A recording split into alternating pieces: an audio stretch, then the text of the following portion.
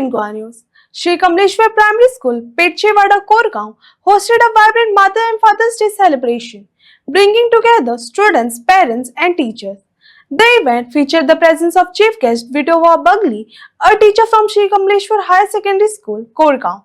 A heartfelt pujan ceremony was conducted where students honored their parent as a gesture of gratitude and respect. The program emphasized the importance of parental guidance and the strong bond between families and education.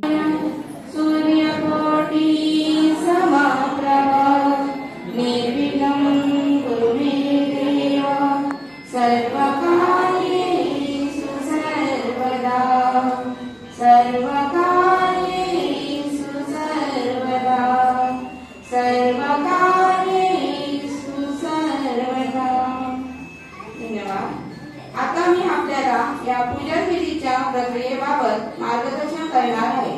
तर कृपया सर्वांनी शांततेत आणि भक्तिभावाने या सहभागी व्हावे नम्र विनंती.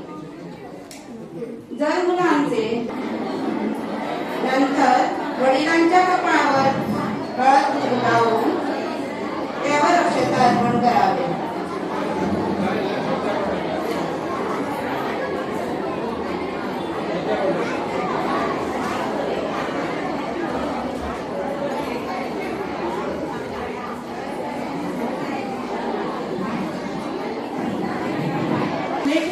पूजन करावे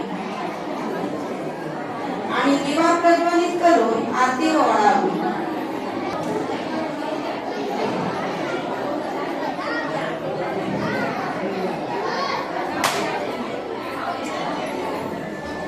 बालकांना गोड प्रसाद अर्पण करून त्यांच्या हातून प्रसाद ग्रहण करावा.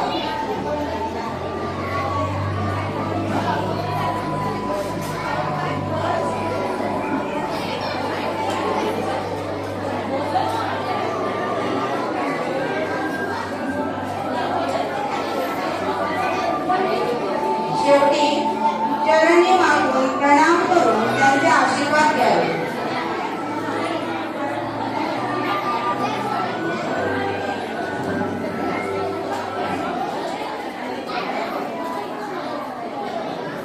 आता आपण संकल्प करणार आहोत. तर सर्व मुलांनी माझ्या मागून म्हणायचे आहे.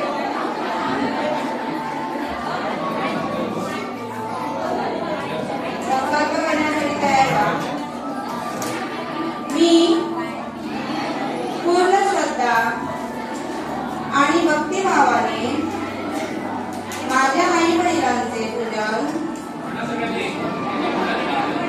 करीत आहोत. त्यांचा त्याग, प्रेम आणि मार्गदर्शनाबद्दल कृतज्ञता व्यक्त करीत आहे आणि त्यांच्या आशीर्वादाने सदैव जीवनात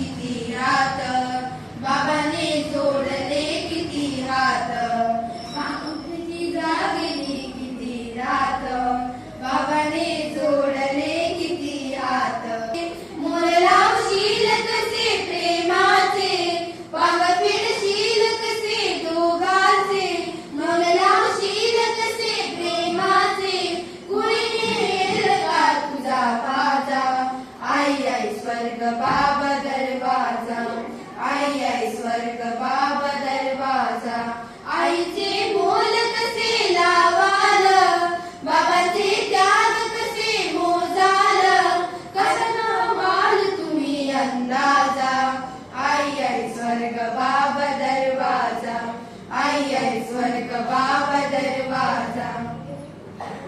नमस्कार, माझं नाव भीती चंदन केतकर.